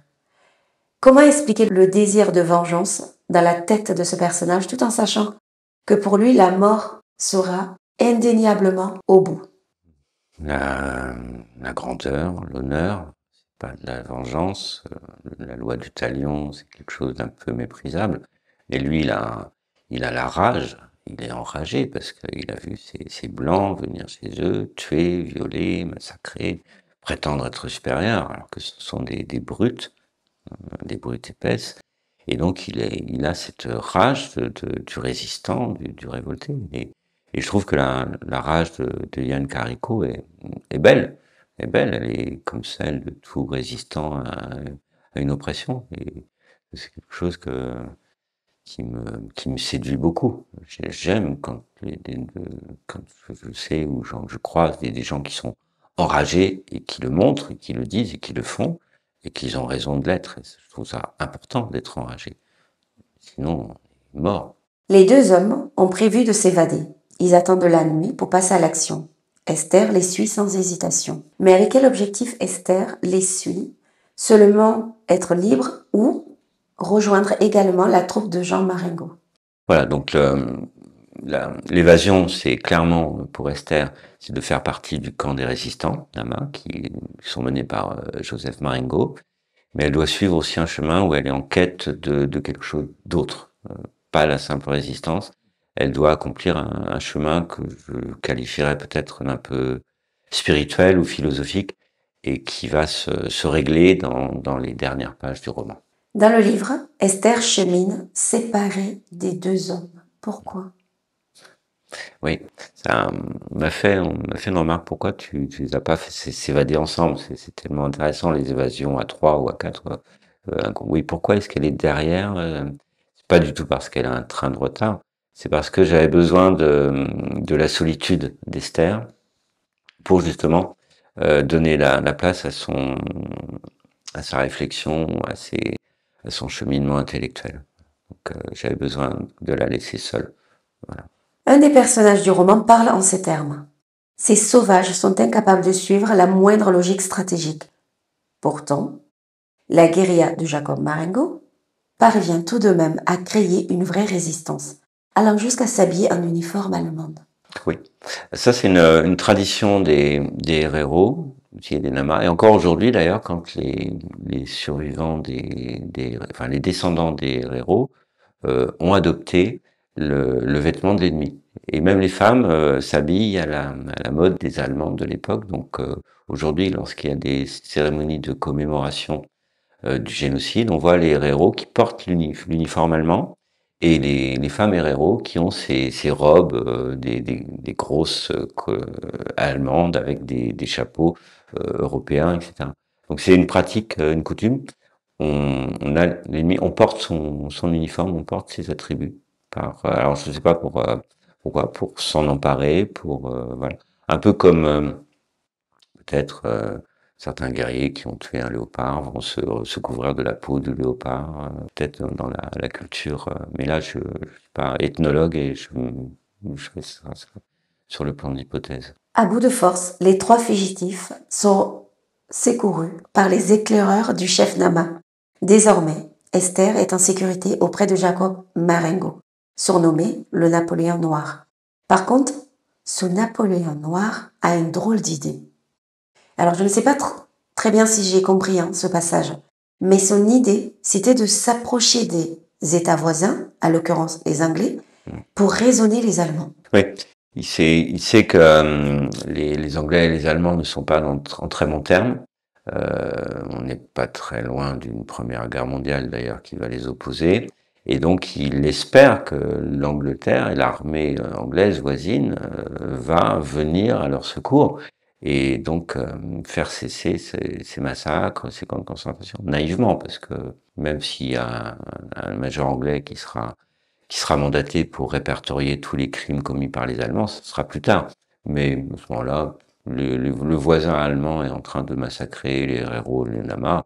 Les Anglais sont chez eux, dans une colonie voisine, ils s'en fichent. Eux, ils exploitent d'autres choses, ils font aussi d'autres atrocités. Donc là, il pense que son humanité va faire appel à l'humanité d'une autre nationalité. Mais non. Non. On apprend dans ce livre que le chef Nama a écrit plusieurs lettres aux Anglais. Les échanges entre Jacob Marengo Philippe et les Anglais ont-ils réellement existé ou cela relève de... Ouais. Non, j'ai lu ces textes-là, ils sont publiés, on les trouve dans les travaux universitaires. Donc effectivement, il a réellement appelé au secours les, le voisin anglais, l'armée, sans réponse. Voilà. Donc, j'invente pas, je reprends. À la page 102, on trouve la dernière lettre du chef Nama. En voici un extrait. J'ai raconté déjà dans un courrier qui date de presque une année que le conflit qui oppose mon peuple aux Allemands prenait une tournure inquiétante. Depuis, la situation n'a fait qu'empirer. De ces armes, je ne m'attendais pas de la part d'un peuple aussi puissant et qui, plus est, se réclamait de l'autorité d'un Kaiser, dont on célèbre sans cesse le haut degré de civilisation. À un tel acharnement contre ces tribus. Nos villages sont mis à sec. Les troupes tirent aveuglement et tuent sans distinction hommes, femmes et enfants. Des corps sont brûlés sur place. Jamais je n'aurais cru l'homme blanc capable d'une telle brutalité. Mais maintenant, je vous prie de bien vouloir vous poser la même question que moi. Quelles sont ces mains tachées de sang? À quel maître obéissent-elles réellement? Votre monde blanc devrait bien vite se poser la question. Des coups terribles sont portés contre notre nation, et d'une manière que, de mémoire d'ancêtres, nous n'avons jamais connue auparavant. Je ne peux pas croire qu'un pays civilisé puisse considérer comme justifiés les crimes que commettent ces armées. Ce qui reste de notre peuple est devenu plus vulnérable qu'un taureau sans cornes, et, bientôt, je le crains, plus personne n'aura l'occasion de rédiger le moindre appel au secours. Je vous salue d'un cœur respectueux et rempli d'espoir. Je suis capitaine des Nama. Je suis Jacob Marengo. On apprend dans votre livre, Philippe, qu'un peu plus d'une semaine plus tard, Jacob Marengo mourra sous les balles des Allemands et des Anglais. En utilisant cette fameuse expression de la langue française « bonnet blanc, blanc bonnet », allemand, anglais, anglais, allemand, n'est-ce pas la même chose à cette époque? Voilà. Finalement, la résistance de ce Napoléon noir va être tellement gênante pour l'Allemagne qu'il y aura probablement des transactions secrètes entre l'Allemagne et l'Angleterre en disant il faudrait mieux qu'on en finisse avec ce type-là parce que là, si on n'arrive pas, nous, à en venir à bout, il pourrait s'en prendre à vous aussi et puis mener un mouvement de révolte beaucoup plus global dans cette Afrique coloniale et devenir extrêmement dangereux et devenir un véritable Napoléon. Voilà. Donc il faut, je pense que l'Allemagne et l'Angleterre se sont entendus pour le supprimer. Et donc là, ce que je voulais, c'était simplement, oui, bonnet blanc, blanc bonnet, exactement. Oui. Les Anglais valent pas mieux que les Allemands. Hein. Ils ont beau condamner l'Allemagne et ses crimes coloniaux. On va, dans un autre contexte, à un moment donné, on va condamner le roi belge Léopold pour les atrocités qu'il va mener au Congo pour la récolte, pour l'exploitation du caoutchouc. Donc tout le monde va s'indigner, mais hypocritement, parce que tout le monde fait la même chose d'une autre manière dans des pays voisins. Et là, en fait, la lettre que vous avez lue, je disais tout à l'heure que l'auteur s'efface, je l'ai recopiée dans les archives d'histoire, je lui donne la parole.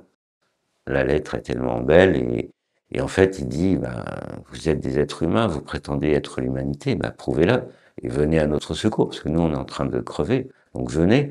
Et la réponse sera, on va s'entendre pour te faire taire, mon gars, et on va te supprimer. Voilà. Ici, peut-on qualifier Jacob Marengo de doux rêveur quand il se met à espérer et à croire qu'une négociation est possible avec, avec ceux-là même qui les tuent?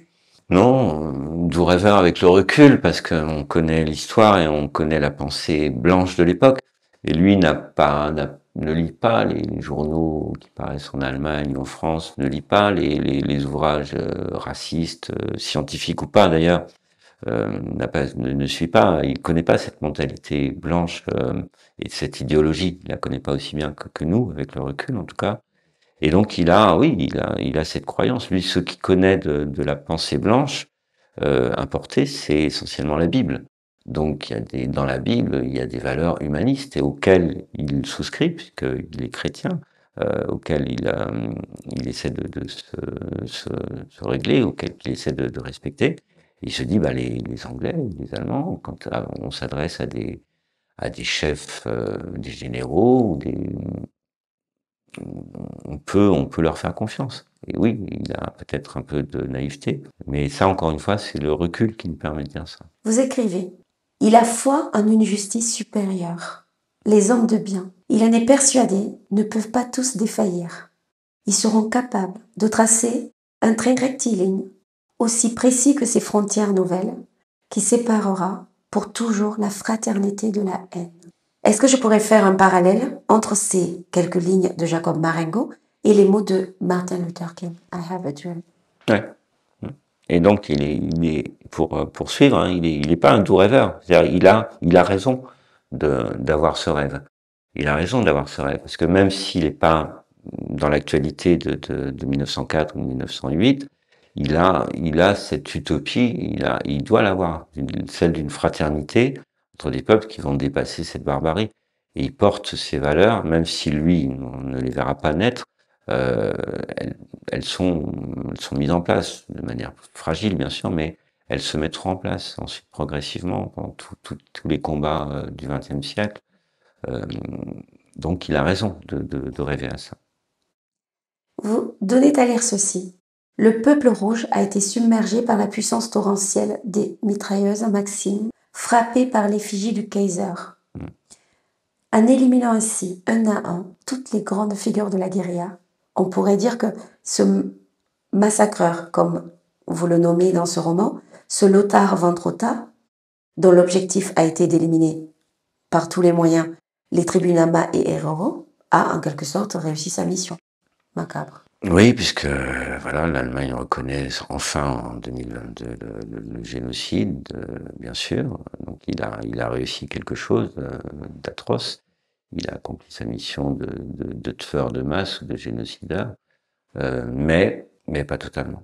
Mais pas totalement, puisque aujourd'hui, à l'heure où on parle, je vous dis des descendants continuent ce combat pour exhumer la vérité, pour la réparation. Qu'est-ce qu'on peut réparer Non, l'Allemagne a décidé de donner de l'argent, mais on répare pas les choses avec de l'argent. Il faut une reconnaissance, il faut des écrits, il faut aussi, euh, je sais pas comment faire pour réparer. C'est peut-être pas réparable en fait. Ouais. Page 108. Son but ultime était clair comme de l'eau de roche. Il faut détruire des tribus africaines par un torrent de sang et d'argent. Car ce n'est qu'une fois ce nettoyage accompli que quelque chose de nouveau pourra émerger et qui restera. C'est quoi cette chose nouvelle? Voilà, c'est ce qui est écrit. Je me suis interrogé. Qu'est-ce qu'il a voulu dire par là? Lothar von Trotha, quelque chose de neuf quelque chose de nouveau pourra venir, pourra naître quand on les aura tous tués. Donc déjà, c'est l'idée de se débarrasser de toutes ces peuplades indigènes, de les détruire, pour pouvoir construire une nouvelle Allemagne, comme on va construire une nouvelle Angleterre, etc. Donc voilà, l'Afrique serait mieux selon lui, mais sans les Africains. Et donc le sud-ouest africain allemand, ce serait bien, mais juste avec des, des Bavaroises, des grosses Bertha et compagnie. Donc c'est cette vision totalement délirante et de quelque chose de neuf qui porte en soi ce discours qu'on retrouvera ensuite dans les discours hitlériens, par exemple. Alors, dans un premier temps, on supprime les peuples premiers en versant des torrents de sang. Puis, dans un deuxième temps, on pille leurs richesses en récoltant des torrents d'argent. Je lis. Il suffit de se baisser pour remplir les caisses. Mais la fièvre du diamant contamine bientôt tous les colons des environs. L'abondance de cette pierre est telle que les nouveaux riches ne savent que faire de ces prodigieuses coulées d'argent. Les colons devenus de nouveaux riches, qui sont-ils? Alors, ce sont beaucoup de colons allemands, mais qui arrivent aussi d'autres pays. Et puis, ça va être vraiment la ruée vers l'or, un peu comme l'époque des cow-boys des États-Unis. Donc, une ville champignon qui va pousser en moins de deux, avec tout de suite des casinos, des saloons, des hôtels de luxe. Et effectivement, cette ville, donc, il existe encore des vestiges maintenant. Il n'y a plus que quelques bâtisses en ruine qui sont ensablées de nouveau. Mais voilà, c'est vraiment la folie de la ruée vers l'or où tout à coup le luxe va apparaître en plein désert, comme une petite Las Vegas comme ça, et qui va disparaître lorsque les diamants se feront moins nombreux. Mais effectivement, on les ramassait au clair de lune, illuminés. On allait les nuits de pleine lune, les diamants étaient en surface du désert. Après, il y en avait moins, il a fallu creuser, etc. Mais c'est ça. Ouais. Je reviens sur le parcours d'Esther.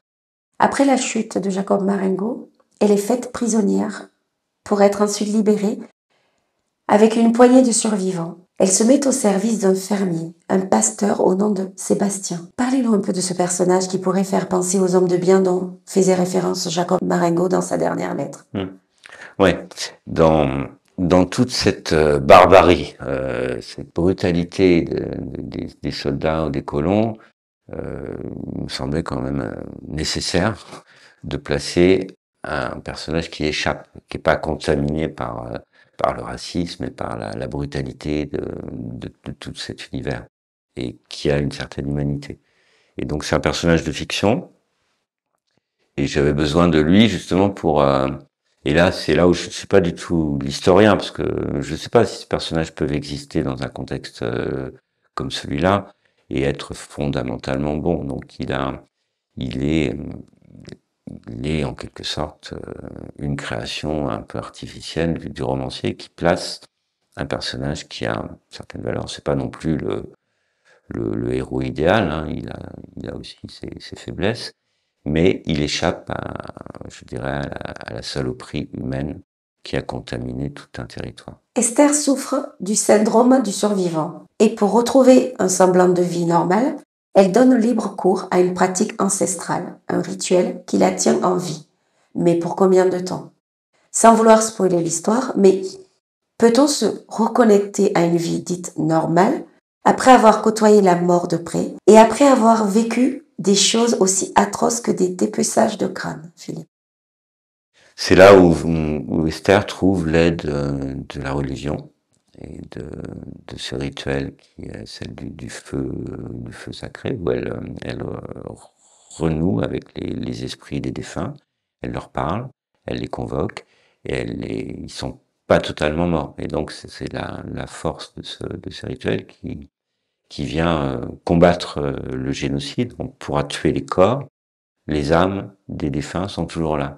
Et Esther peut toujours les retrouver pas par la prière simplement, mais vraiment par la magie de ce rituel où on va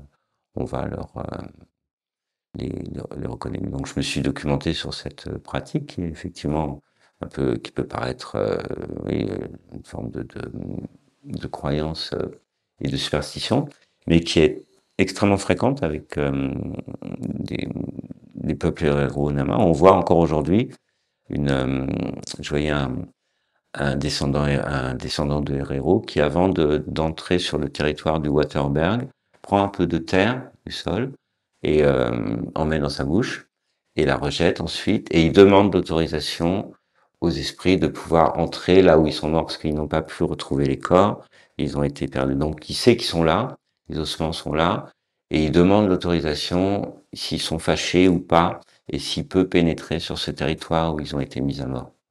Donc ils sont toujours vivants, ils sont en quelque sorte immortels. Donc Lothar von Trotha ne pouvait pas les verser tous les torrents. Il peut verser des torrents de sang, mais il peut pas tuer une âme. Maintenant, je m'adresse à l'auteur que vous êtes.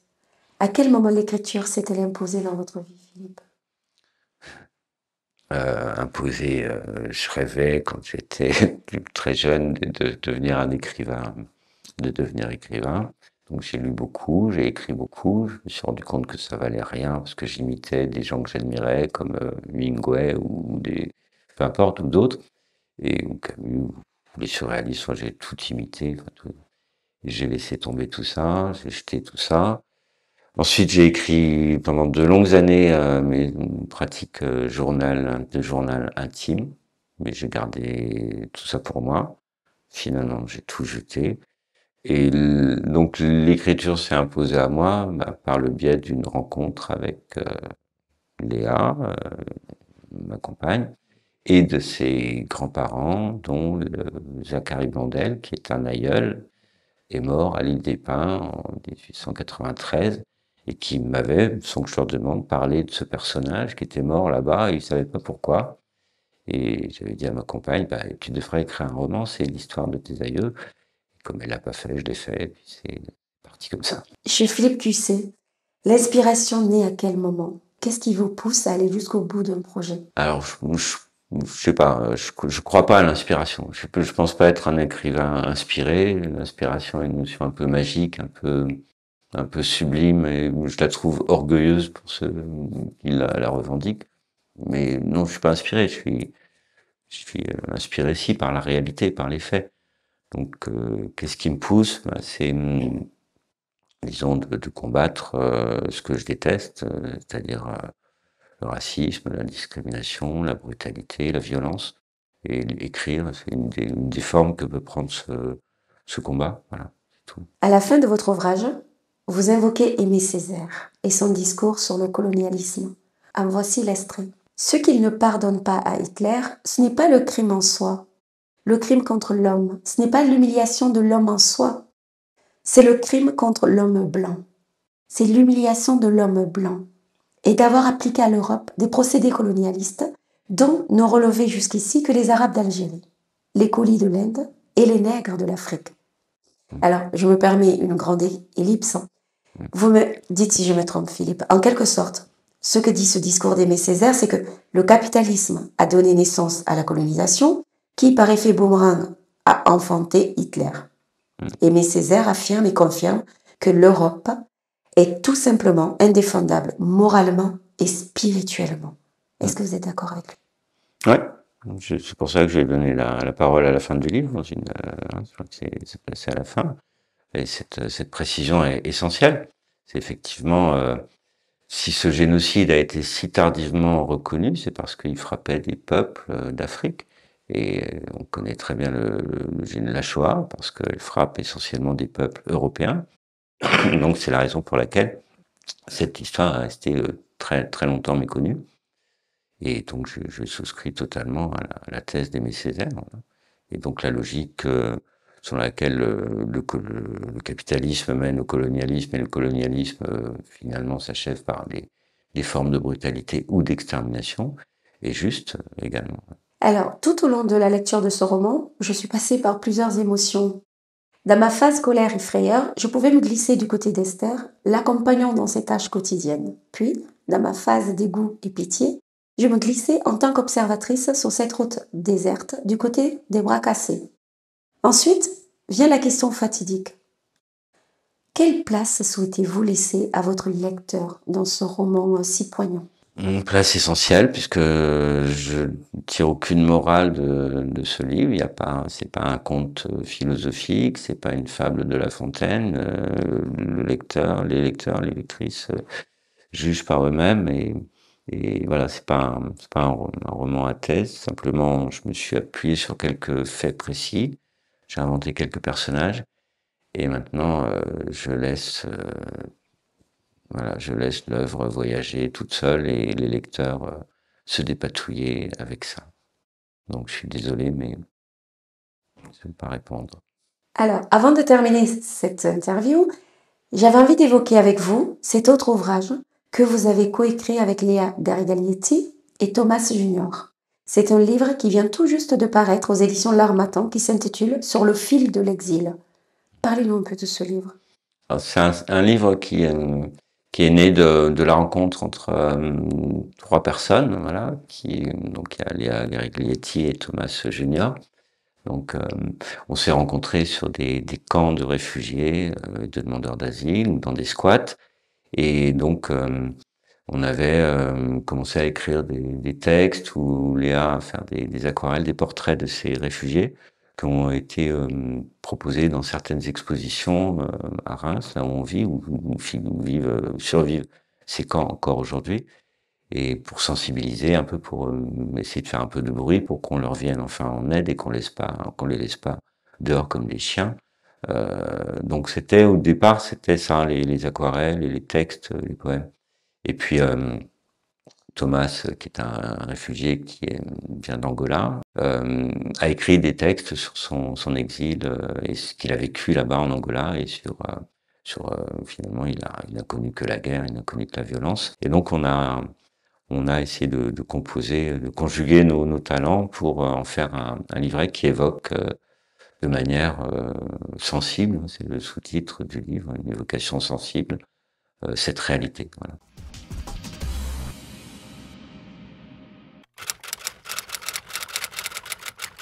Ça dépend des jours, je suis plutôt pessimiste les jours impairs, optimiste les jours pairs. Non, les humeurs sont très changeantes. Euh, D'une manière générale, je n'ai pas une grande confiance dans l'être humain.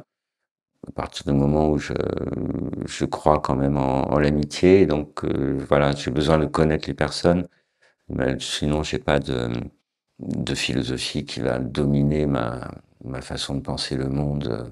Voilà, tout va dépendre des circonstances. Je dirais que je suis plutôt optimiste parce que je pense que quelqu'un de pessimiste, il se bagarre pas, il écrit pas, il fait pas du bénévolat, il reste dans son coin et puis il ronchonne et il se gangrène l'esprit petit à petit en disant que si ça va mal, c'est la faute des autres. Donc tant que j'ai, comme Esther, la force de mettre un pied devant l'autre et de bouger un peu pour changer une petite réalité du monde ou pour lutter contre une petite saloperie du monde qui m'entoure, j'essaie de le faire. Voilà. Donc je suis ni optimiste ni pessimiste, mais j'essaie de ne pas rester statique en me posant la question, suis-je optimiste ou suis-je pessimiste? Je pense que le philosophe de bureau, le philosophe de salon, faut qu'il agisse. Voilà. Il n'y a pas de pensée sans action. Ça sert à rien. J'espère. Je sais qu'en tout cas, je peux me prévaloir de vivre beaucoup de bonheur intense. J'estime que j'ai beaucoup de chance. Maintenant, la question du bonheur, elle est philosophique. Le bonheur idéal, s'il existe, je pense qu'il est inaccessible. Parce que le bonheur idéal, on s'en fait, ou on en a, pardon, des représentations qui sont figées, qui vont être stéréotypées, qui vont être des constructions selon les modes du moment. Pour les uns, le bonheur, ça va être la villa hollywoodienne. Pour les autres, le bonheur, ça va être le tour du monde. Pour tel autre, ça va être Don Juan, ça va être de posséder toutes les femmes les plus belles du monde, etc. Donc, qu'est-ce que le bonheur?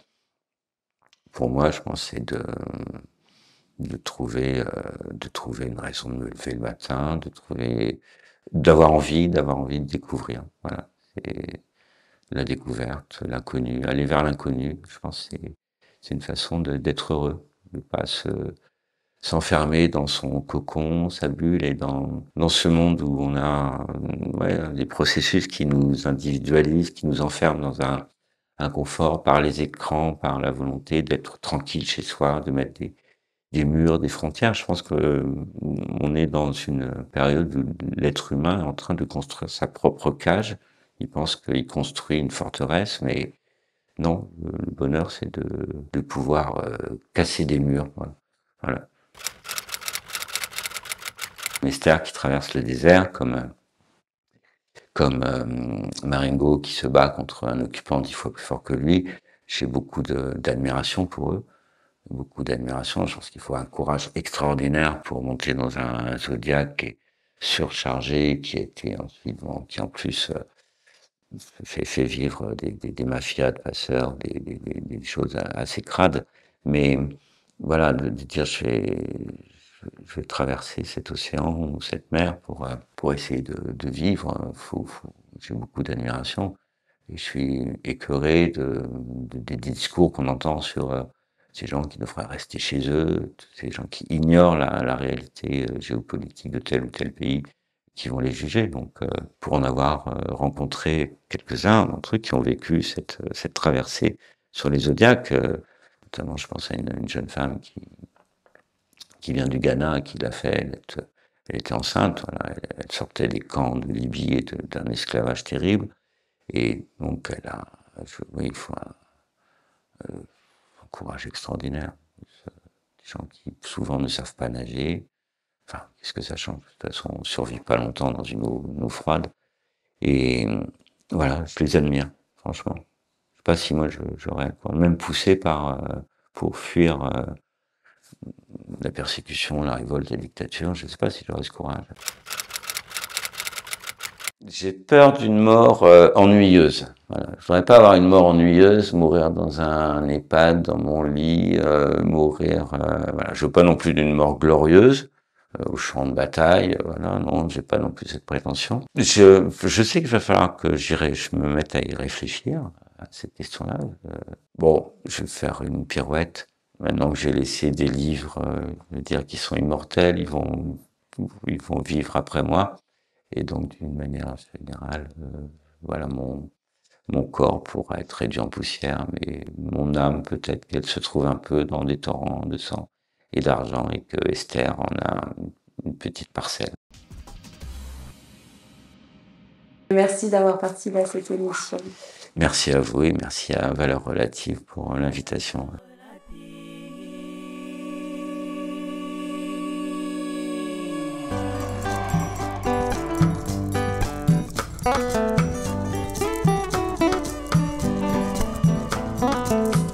J'en profite pour m'hydrater. À force à parler du désert aux gens, ça donne soif. Ça donne soif. Ouais.